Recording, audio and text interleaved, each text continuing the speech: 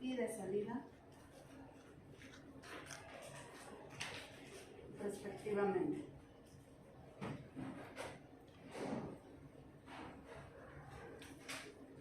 ¿Okay? Lo que sale y lo que entra lo vamos a medir en las corrientes, ya sea de entrada o de salida, específicamente. ¿Okay? Lo que reacciona y lo que se produce, ¿dónde lo vamos a medir?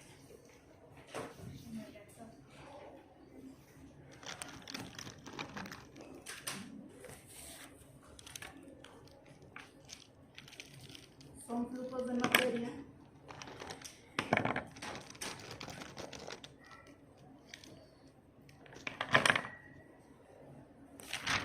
que se miden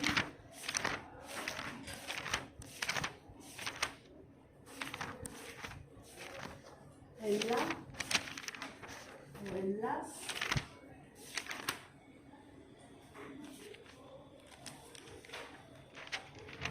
reacción o reacciones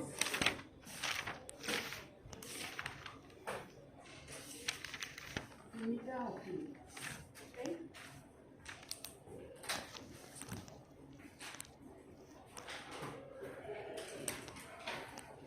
A ver, vean esta parte, por favor. Los van acompañados de esas sustancias inertes. ¿Por qué van acompañados? Ustedes me podrían decir, ¿por qué no previamente usamos un equipo de separación para separar los reactivos de los inertes?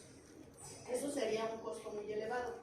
Se requeriría mucha energía para separar esos reactivos de esos inertes. Además, el reactor actuaría como un separador, como una unidad de separación entre los reactivos y los inertes, porque en el reactor se van a estar consumiendo los reactivos. De esa manera, al consumirse los reactivos, se estarían separando los reactivos de los inertes. ¿De acuerdo? Entonces no tiene sentido aplicar una etapa previa para separar esos reactivos de los inertes. Bien, entonces, vean, para que se lleve a cabo la reacción química necesariamente tenemos que alimentar reactivos. Entonces, esta corriente de alimentación sería una corriente de entrada en nuestro balance de materia. ¿Okay? Sería una corriente de entrada. Una vez que alimentamos los reactivos al reactor, dentro de este equipo se va a llevar a cabo una reacción química. O sea, la reacción química se lleva a cabo dentro y dentro no vamos a tener forma de medir ningún flujo. Pero nosotros como ingenieros tenemos que saber qué ocurre en una reacción química. Entonces, de manera general, en una reacción química vamos a tener reactivos. Voy a suponer que se lleva a cabo la siguiente reacción química.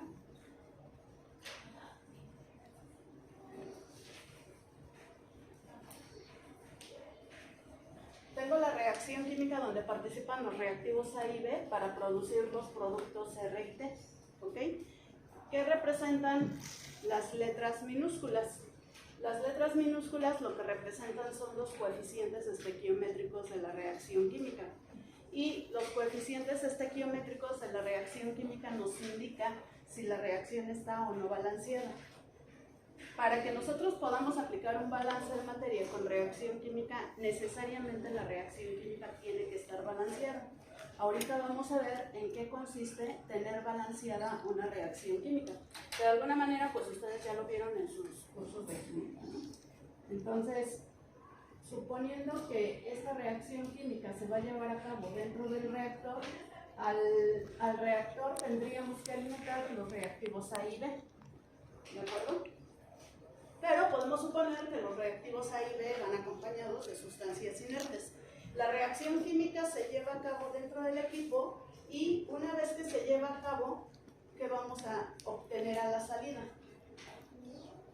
Aquí vamos a tener un flujo de salida, que sería este flujo, que está considerado en nuestra ecuación del balance. ¿Qué es lo que vamos a obtener a la salida? Lo que vamos a obtener son los productos de la reacción química. ¿Ok? Pero eso sería solamente si el proceso fuera 100% eficiente. Es decir, que la cantidad total de reactivos que yo alimento al reactor se consuman por completo. Ese es un proceso ideal, lo cual rara vez ocurre. ¿ok? Entonces, si los reactivos que alimento al reactor no se consumen por completo, a la salida también voy a tener reactivos que no reaccionaron. Las sustancias inertes que recuerden que no participan en la reacción química. A ver, si una sustancia inerte no participa en una reacción química, para el caso de un inerte, este término de lo que reacciona y este otro de lo que se produce no aplican, ¿ok? Porque la sustancia inerte no reacciona y no se produce. Estos dos términos, aquí lo puse reacciona y se produce, solamente están relacionados con la reacción química, ¿ok? Porque muchas veces se confunde que si es un producto, es el producto de todo el proceso, lo que sale del proceso, y no necesariamente va a salir solamente lo que se produce en una reacción química, ¿ok? Entonces, de manera general, pueden salir reactivos que no alcancen a consumirse, las sustancias inertes que no participaron en la reacción química, y van a salir los productos que se generaron en la reacción química. Este es un esquema general de un proceso con reacción química, donde al reactor, para que se lleve a cabo la reacción química, pues se van a alimentar reactivos, que por lo general van acompañados de sustancias inertes. Dentro del reactor es donde se lleva a cabo la reacción química. Entonces, en este equipo es donde se van a consumir parte de los reactivos. Lo ideal es que se consuman por completo los reactivos. Se consumen parte de los reactivos y esos reactivos se transforman en productos. Entonces, dentro del equipo se van a consumir parte de los reactivos y se van a generar los productos de la reacción química. De tal manera que a la salida, pues vamos a obtener reactivos que no se consumieron, inertes que no participan en la reacción química y los productos generados en la reacción química. Ahora vean, les decía, como los inertes no participan en la reacción química, este término de lo que reacciona y lo que se produce no aplica para los inertes. Entonces, si nosotros hacemos un balance de inertes en el reactor, me quedaría que lo que sale es igual a lo que entra, específicamente de inertes. Esto no va a aplicar para reactivos ni para productos de la reacción química. ¿De acuerdo? Bueno, entonces, si esa fuera la reacción química que se va a llevar a cabo, ¿qué tendrían que alimentar a este equipo? A y B. Y vamos a suponer de manera general que A y B van acompañados de inertes. Entonces aquí tenemos la alimentación de A y B y voy a representar los inertes como IN, sus dos primeras letras, y si la reacción química se lleva a cabo, recuerden, dentro del reactor es donde se lleva a cabo esta reacción química. ¿Qué es lo que va a salir del reactor si los reactivos no se consumen por completo? Eso es más R y R y T. Bueno, R y T. Ajá. Y los inertes, ¿no? Salen AB inertes, R y T. ¿De acuerdo? Suponiendo que el proceso no es 100% eficiente, es decir, que A y B no se consumen al 100%. ¿Ok? Bueno, si tenemos ese proceso aplicando la ecuación del balance de materia con reacción química, ¿cómo nos quedaría? A ver, antes. Aquí, muy importante. Cuando tenemos reacción química, bueno, acuérdense, ustedes ahorita están resolviendo ya sus problemas de balance sin reacción química. ¿Cuántos tipos de balance les dije que podemos aplicar? Tres. ¿Cuáles son? Global, por componente y combinado. Por componentes y combinado. Parciales por componentes, ¿ok? Aquí, jóvenes, el balance global no aplica. ¿Ok? Porque vean, nuestra ecuación, ¿qué nos indica? Lo que sale es igual a lo que entra menos lo que reacciona más lo que se produce. Aquí yo no puedo decir que el flujo de entrada 1 es igual al flujo de salida 2. ¿Ok? ¿Por qué? Porque me estaría faltando considerar estos dos términos. Entonces, el balance global no aplica. Aplica solamente bajo una situación especial, que ahorita más adelante se los indico. Pero de entrada, tengan presente que lo más recomendable es aplicar balances parciales o balances combinados. El global no queda descartado, pero ese nada más aplica bajo una situación especial. Entonces no piensen en un balance global cuando estamos trabajando con reacción química. ¿De acuerdo? Ahorita les explico todo. Bueno, entonces si me voy con un balance parcial,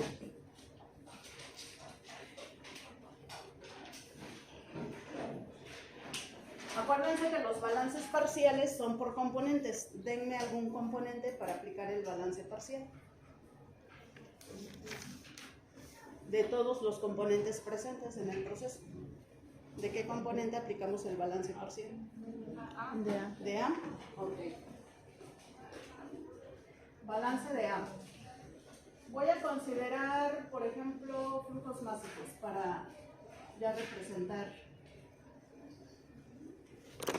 el balance con flujos másicos. Ok, sigamos esta ecuación del balance. Ahí tenemos reacción química. Vamos a analizar particularmente para el componente A. ¿Sale el componente A del proceso? Sí. Sí. Entonces, ¿cómo lo voy a representar? Como la masa de A. ¿En dónde sale? En 2. Esa es la salida. ¿Ok? Estamos diciendo que lo vamos a expresar con flujos másicos. Sí. ¿Ok? Sería la masa de A, M minúscula, porque es un componente, el nombre del componente y la corriente en donde sale. Va a ser igual a que entra el componente A al proceso. Sí. ¿En qué corriente? ¿Cómo lo expresamos?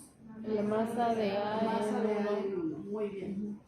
Ya consideramos entradas y salidas. Ya no tenemos ninguna otra entrada ni ninguna otra salida. ¿Qué sigue? Reacciona. Estos dos términos están ligados a la reacción química. ¿Reacciona el componente A en la reacción química? Sí. Entonces, ¿qué me quedaría? Menos la masa de A, le voy a poner la masa de A que reacciona. ¿Ok? Más, ¿qué sigue? Lo que se produce, que también es en la reacción química. ¿Se produce el componente A en la reacción química? No. Entonces el balance de A queda de esa forma. ¿Ok? A ver, denle otro componente. Inertes. Balance de inertes. Quedamos que los inertes no participan en la reacción química, por lo tanto estos dos términos no aplican para los inertes. ¿Qué me quedaría? Que los inertes que salen es igual a los inertes que entran. ¿Cómo quedaría el balance? Masa de inertes en 2 es es igual a la masa de inertes en 1. Y lo pueden aplicar de todos modos con toda la ecuación del balance, con reacción química. Porque tenemos que lo que sale de inertes en 2 es, lo aplicamos con este término, se alimentan inertes en 1, reaccionan inertes en la reacción química, no reaccionan, entonces ese término vale 0. ¿Se producen inertes en la reacción química? No, entonces ese término vale 0. ¿Okay? Entonces así nos queda el balance de inertes. Si aplicamos el balance de T, por ejemplo, ¿cómo lo vamos a aplicar? ¿Sale T en el proceso? Sí. ¿Cómo lo expresamos? Masa de T en 2. Es igual. ¿Se alimenta T al reactor? No. No se alimenta, entonces este término no aplica para T. ¿Reacciona T en la reacción química? No. ¿Se produce T en la reacción química? Sí. Entonces la masa de T en 2 va a ser igual a ¿qué? A la masa de T que se produce. Aquí le voy a poner en la reacción química. ¿Ok? Así nos quedaría el balance. Les decía que no es conveniente aplicar balances globales, porque si aplico un balance global, tendría que considerar estos dos términos. Y estos dos términos en un balance global sería considerando lo que reacciona de todos los reactivos y lo que se genera de todos los productos. ¿Okay? Entonces es más conveniente ir aplicando los balances por componentes. Pero también los balances combinados son posibles. Quedamos que los balances combinados son balances entre dos o más componentes. ¿Okay? Entonces, por ejemplo, si aplico un balance de dos componentes, indíquenme de qué componentes quieren que se haga el balance. Denme dos componentes. Ok, balance combinado de B y T. Okay. Vamos a aplicar la ecuación del balance con reacción química. ¿Salen B y T del reactor? Sí. Entonces, ¿cómo represento la masa de B que sale? La masa de B en 2 es igual a la masa de B. La masa de T en 2, porque Ajá. T también sale. ¿Ok? Sí. ¿Es igual a qué? Ya tengo lo que sale de ambos. Es igual a la masa de A la masa de B en 1. B entra al reactor, Ajá. pero T no entra. No. la Entonces, masa T que produce, ¿no? ok. Luego, aguante. B entra al reactor, pero Sí. T no. ¿Qué sigue? Lo que reacciona. Reacciona. ¿Reaccionan B y T en la reacción química? Solo B. Solo Solamente B. B. Entonces me quedaría menos la masa de B que reacciona. Si reacciona, pues obviamente tiene que ser en la reacción química, pero bueno, yo lo voy a poner de todos modos para que quede más claro. T no reacciona en la reacción química, ¿ok? Entonces seguimos con el otro término. ¿Se producen B y T en la reacción química? Sí. Solo Solo T. T. Solo T, entonces me quedaría más la masa de T que se produce en la reacción química. Y así me quedaría el balance combinado de B y T. ¿Ok? ¿Va quedando claro? Sí. Entonces, recuerden, con reacción química los balances más convenientes son los parciales y los combinados. ¿Ok? El global solo bajo una situación especial que ahorita vemos. Bueno, aquí es lo mismo que les acabo de explicar, la ecuación del balance. Ya con reacción química nos queda que lo que sale es igual a lo que entra, menos lo que reacciona más lo que se produce. ¿Okay? Pero, o sea, lo que sale es lo que sale del equipo, o lo que entra es lo que entra al equipo. Entonces, lo que sale y lo que entra son en las corrientes de entrada y corrientes de salida. Y lo que reacciona y lo que se produce es propio de la reacción química. Entonces, en comparación con los balances en reacción química, nos tenemos que centrar en estos dos términos, en lo que reacciona y lo que se produce. Esos dos términos se miden en la reacción química, entonces tenemos que trabajar con la reacción química. ¿Okay? ¿Qué es lo que tenemos que trabajar con la reacción química? Bueno, aquí es un ejemplo, tengo una reacción química de dióxido de manganeso con ácido clorhídrico que produce cloruro de manganeso, cloro y agua. Cada componente, cada sustancia, reactivo y producto tienen coeficientes estequiométricos. Les decía que los coeficientes estequiométricos nos indican si la reacción química está balanceada o no. ¿En qué consiste balancear una reacción química? Consiste en tener el mismo número de átomos, no sustancias. Consiste en tener el mismo número de átomos tanto como reactivos como productos. ¿Okay? ¿Cuántos átomos tenemos en esta reacción química? Tenemos al átomo de manganeso, ese es uno. Tenemos al átomo de oxígeno, ese es otro. Tenemos al átomo de cloro y al átomo de hidrógeno. Son 4 átomos en total que tenemos. Entonces tenemos que verificar si el número de átomos de manganeso es igual tanto como reactivos como productos. En este caso tendríamos un átomo de manganeso en ambos lados, entonces el manganeso está balanceado. En el caso del oxígeno tenemos 2 átomos de oxígeno como reactivos y 2 átomos de oxígeno como productos. ¿Okay? 4 átomos de hidrógeno como reactivos y aquí se multiplicaría el coeficiente por el subíndice, 2 por 2, nos da 4 átomos de hidrógeno en ambos lados. Y el cloro, tenemos 4 átomos de cloro como reactivos y aquí igual, sumaría estos dos que están con el cloruro de manganeso más los otros 2 en el cloro está balanceada la reacción química, ¿ok? Y los coeficientes estequiométricos siempre se manejan como flujos molares. Es decir, aquí leyendo esa reacción química, la lectura sería una mol, porque el coeficiente del dióxido de manganeso es 1. Una mol de dióxido de manganeso reacciona con 4 moles de ácido clorhídrico para producir una mol de cloruro de manganeso, una mol de cloro y 2 mol de agua. Así se leería esa reacción química, ¿ok? ¿Por qué? Porque los coeficientes estequiométricos se manejan como flujos molares, ¿ok? Entonces, vean, aquí es donde les voy a explicar por qué los balances globales no aplican. Si nosotros lleváramos a cabo esa reacción química de manera ideal, es decir, alimentando una mol de dióxido de manganeso, 4 mol de ácido clorhídrico, e idealmente se formara una mol de cloruro de manganeso, una mol de cloro y 2 de agua, ¿qué tendríamos que alimentar al reactor? Ahorita les explico esa ecuación. ¿Qué tendríamos que alimentar al reactor? Al reactor tendría que alimentar una mol de dióxido de manganeso, ¿están de acuerdo?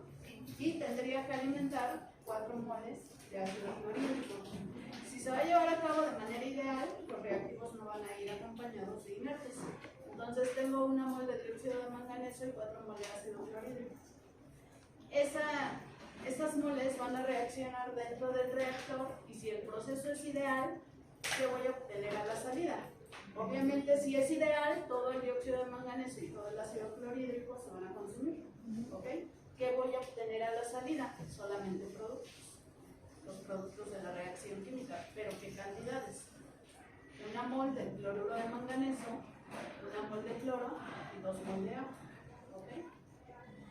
Si yo quisiera saber cuánto vale N1, esto es con flujos molares. Si quisiera saber cuánto vale N1, sumo los flujos parciales y por eso obtengo N1. En este caso N1, ¿cuánto vale? 5 mol.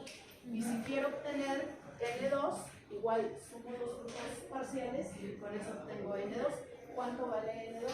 4 moles. Entonces vean, si ustedes hacen un balance global diríamos que N1 es igual a N2. ¿Eso se cumple?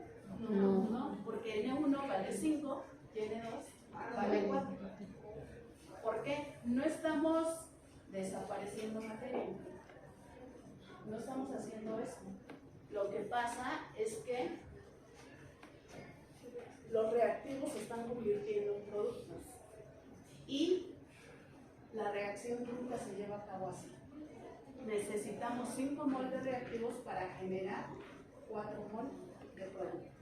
Y la reacción química está balanceada. Por lo tanto, no estamos desapareciendo materia.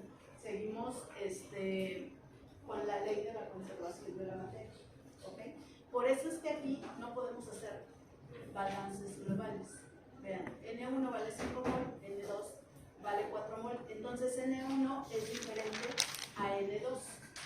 El flujo molar sería el flujo total molar de entrada es diferente al flujo molar total de salida. Si ustedes aplican un balance global con reacción química trabajando con flujos molares, ese balance va a ser incorrecto. ¿Okay? ¿Va quedando claro, jóvenes? Sí. Bueno, les voy a compartir esta presentación para que pongan mejor atención. Es lo que yo decía aquí, que la sumatoria de los flujos parciales de entrada va a ser diferente a la sumatoria de los flujos molares parciales de salida. ¿Okay? Esto es lo que indica aquí. La sumatoria de los flujos molares del componente I, desde el componente 1 hasta el número total de reactivos, va a ser diferente a la sumatoria de los flujos molares del componente I, desde I igual a 1 hasta el número total de productos. ¿De acuerdo? ¿Cuál fue lo que se comprobó aquí o se demostró aquí? Que sumando los flujos parciales, N1 nos da 5 y sumando los flujos parciales, N2 nos da 4. Entonces, la sumatoria de esos flujos parciales de entrada es diferente a la sumatoria de los flujos parciales de salida. Cuando trabajamos con flujos molares, solamente bajo esa situación. Por eso es lo que les comentaba al inicio. los flujos, perdón, los balances globales de entrada con reacción química quedarían descartados.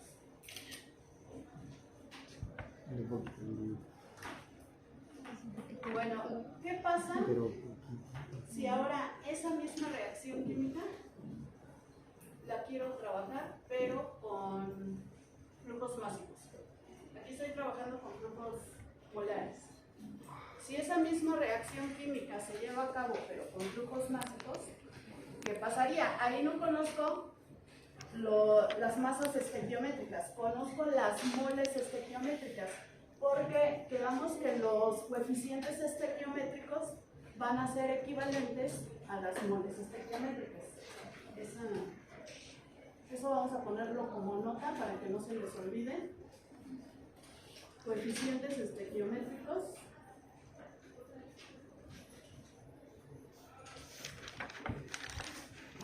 Cuando hablamos de estequiometría, necesariamente van ligados a una reacción química.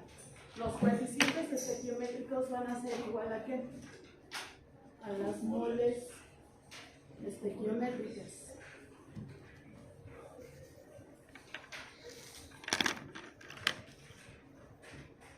Y los coeficientes estequiométricos se obtienen balanceando la reacción química. ¿Okay? Es decir, antes de aplicar un balance con reacción química, necesariamente tenemos que verificar que la reacción química esté balanceada. Si la trabajamos sin balancear, todo lo que haga va a ser incorrecto. ¿Okay? Entonces, los coeficientes estequiométricos los conozco aquí. Aquí decíamos que una mol de dióxido de manganeso reacciona con 4 mol de ácido clorhídrico para producir 1 mol de cloruro de manganeso, 1 mol de cloro y 2 mol de agua. Entonces conocemos los coeficientes estequiométricos, que son las moles estequiométricas. ¿Okay? Si ahora quiero trabajar con flujos másicos, tengo que calcular las masas estequiométricas. ¿De qué forma? Recuerden que para pasar de un flujo másico a uno molar o viceversa, de uno molar a másico, solamente se puede hacer con el peso molecular.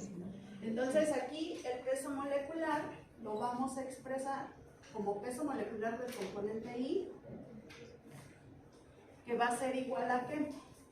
A la masa estequiométrica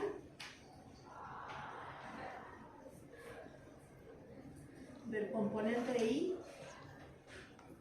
¿entre qué?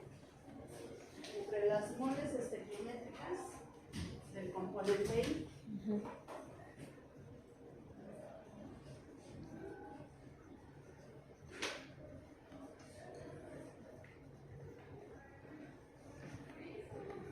Nuevamente seguimos aplicando el peso molecular, porque solamente con el peso molecular podemos pasar de un flujo másico a uno molar o de uno molar a uno másico. ¿Qué conocemos? Balanceando la reacción química siempre vamos a conocer las moles estequiométricas, ¿de acuerdo? Y obviamente vamos a conocer los pesos moleculares porque vamos a saber quiénes son los reactivos y quiénes son los productos. Entonces de aquí vamos a despejar la masa estequiométrica. La masa estequiométrica del componente I es igual a ¿qué? A las moles estequiométricas del componente I por el peso molecular del componente I. ¿De acuerdo? Entonces, si conozco los pesos moleculares de esos reactivos y de esos productos, ahí los tengo. Tengo los pesos moleculares tanto de reactivos como productos. Con los pesos moleculares que puedo calcular la masa estequiométrica, porque balanceando la reacción química, les decía, vamos a tener las moles estequiométricas. Entonces, para este problema, la masa estequiométrica, lo voy a poner así, masa estequiométrica, masa del dióxido de manganeso, pero lo voy a poner estequiométrica, va a ser igual a ¿qué? A las moles estequiométricas. ¿Cuánto valen las moles estequiométricas del dióxido de manganeso? 1. Vean, las moles pueden tener ¿qué unidad? unidades. Libras mol, gramos mol, kilogramo mol, tonelada mol, cualquiera. O pueden ser por unidad de tiempo. Por ejemplo, si le pongo kilogramo mol por segundo, sería 1 kilogramo mol por segundo. ¿Okay? Las moles estequiométricas. Multiplico por el peso molecular de ese componente. ¿Cuál es el peso molecular? 86.938. ¿Qué unidades me conviene ponerle?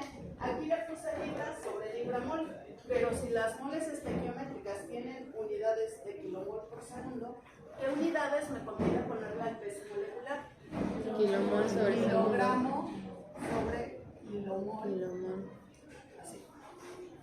Porque recuerden, el peso molecular tiene unidades de masa sobre moles, ¿okay? Pero son sus equivalentes. Es decir, el gramo en masa va a ir acompañado de qué?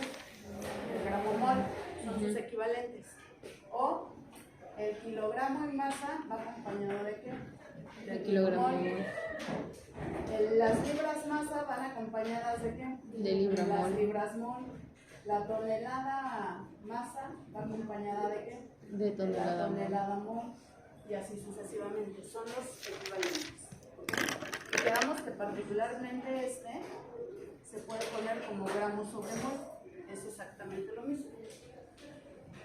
Es decir, que gramo mol es equivalente a mol. ¿Queda claro? Y aquí, ¿qué se cancela? Kilomol con kilomol, ¿y qué nos quedaría? Kilogramos segundo. 86.938 kilogramos sobre segundo. Aunque el valor sea el mismo que el peso molecular, vean, en este caso la masa estequiométrica del dióxido de manganeso me da el mismo valor numérico que el peso molecular, pero no es lo mismo, porque el peso molecular tiene unidades de kilogramos sobre kilomol y la masa estequiométrica tiene unidades básicas, kilogramos por segundo. ¿Sí queda claro? Porque muchas veces, de verdad, jóvenes, parece mentira. Prefiero que escriban más, pero que hagan bien las cosas.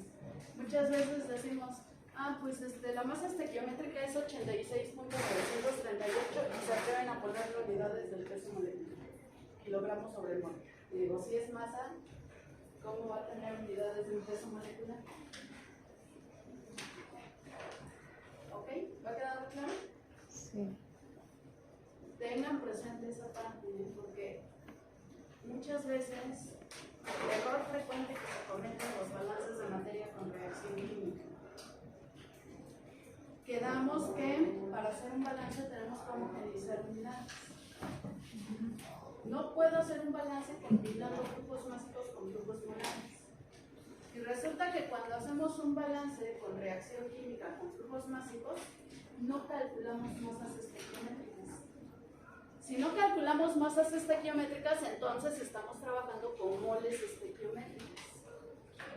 Y ahí es una combinación de diferentes flujos. Todo el balance es incorrecto.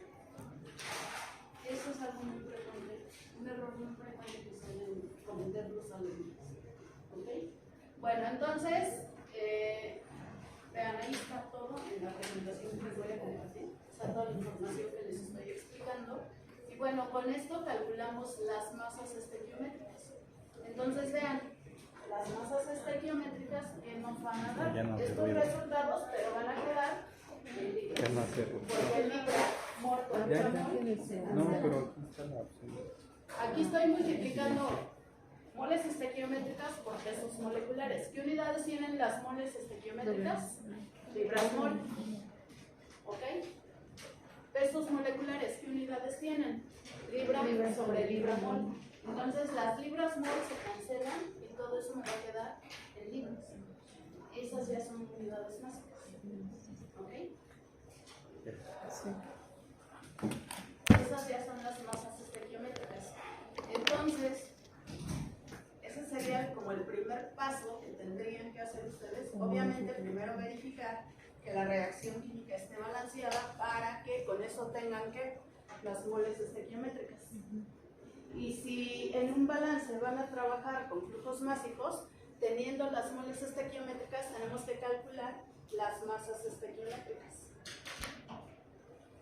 Teniendo las masas estequiométricas, ahora sí, si esa reacción química se lleva a cabo de manera ideal en un proceso, ¿qué tenemos que alimentar al reactor?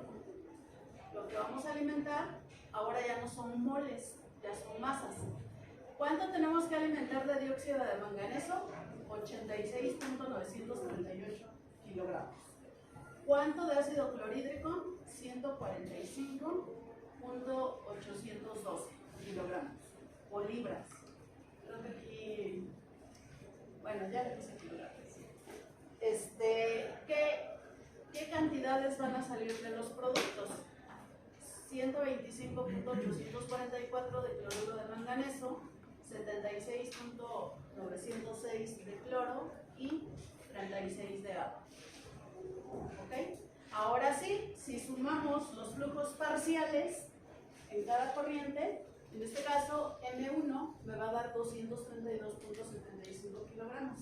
Y si sumo los flujos parciales de la corriente 2, M2 me da 232.75. ¿Qué quiere decir esto?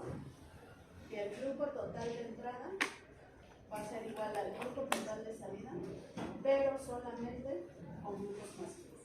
Es la misma reacción química, ya vimos que con flujos molares no aplica el balance global, pero con flujos masivos. Adelante. ¿Sí? Pero ¿Va quedando claro con eso? Entonces, ¿cuándo sí van a poder aplicar un balance global con reacción química? Cuando estén trabajando con flujos masivos. Solamente bajo esa situación.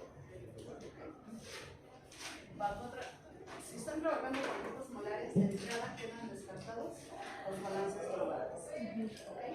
Vean cómo es la misma reacción química. Y aquí lo podemos ver. Seguimos teniendo los mismos coeficientes estequiométricos, que son moles estequiométricas. Entonces, la suma de moles estequiométricas de reactivos es 5, pero de productos es 4, y 5 es diferente de 4. ¿Okay? Entonces, balances globales con flujos molares están descartados, pero los balances globales con flujos masivos sí se pueden aplicar. ¿Dudas que hay?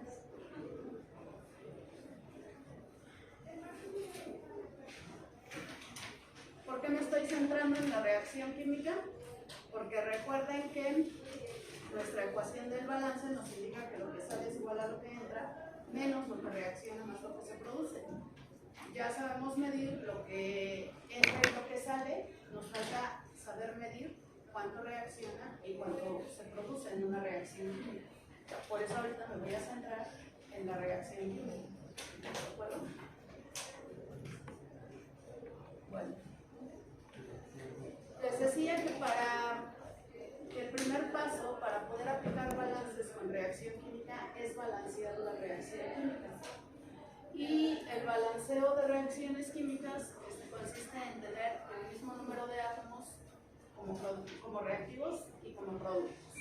¿Okay? ¿Qué va a suceder cuando no tengamos el mismo número de átomos en ambos lados? Porque por lo general nos van a dar la reacción química sin balancear.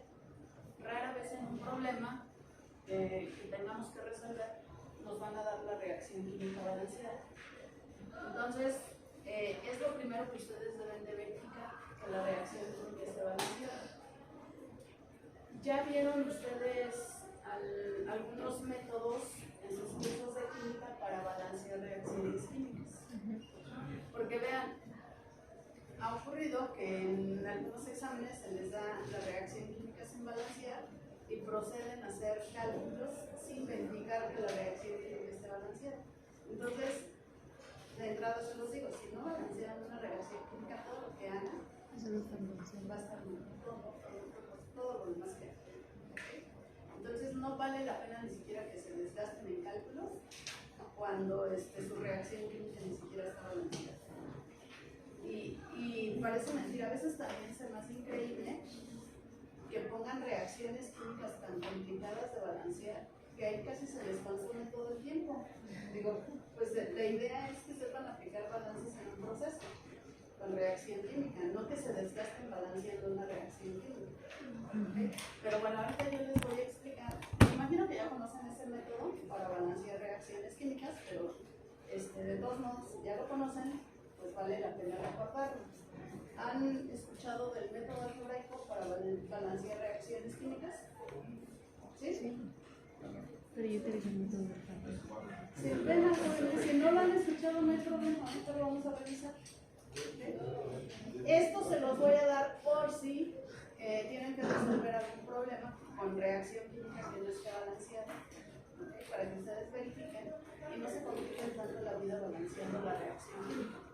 Entonces, vean, vamos a ver esta parte. Balancear una reacción química, repito, consiste en tener el mismo número de átomos, tanto como reactivos como productos. ¿Eso qué quiere decir? Por ejemplo, en esta reacción química, ¿cuántos átomos tenemos? Tenemos el átomo de carbono. Sí, son 8. Vamos a identificar primero, pues, qué átomos tenemos. Ese es el primer paso. Los átomos son los que vienen tal cual en la tabla periódica.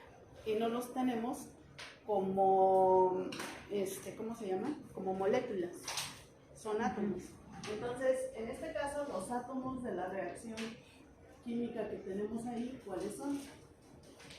El carbono, El carbono, el hidrógeno, el azufre, el azufre y el oxígeno. el azufre, carbono, hidrógeno, azufre y oxígeno. Como átomos, no diatómicos, sí. El hidrógeno o el oxígeno, ¿eh? Son átomos.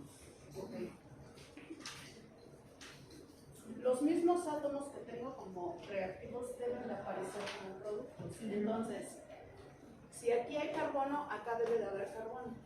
Si aquí hay hidrógeno, acá debe de haber hidrógeno. Si aquí hay azufre, acá debe de haber azufre. Y si aquí hay oxígeno, aquí debe de haber oxígeno. Si me falta alguno en algún lado, ya sea en los reactivos o en los productos, mi reacción química está mal. Es incorrecto. Ok. ¿Cuántos átomos de carbono tengo como reactivos? 8. ¿Y cuántos como productos? 1. No está balanceado. Con un solo átomo que no esté balanceado, toda la reacción química no está balanceada. ¿Okay? Pero bueno, aquí tengo un átomo de indicado, los átomos que están presentes en la reacción química. Es la primera parte que tienen que identificar: carbono, hidrógeno, azufre y oxígeno. Entonces, con un solo átomo que no esté balanceado, toda la reacción química no va a estar balanceada. De entrada, no está balanceado el átomo de carbono. En el caso del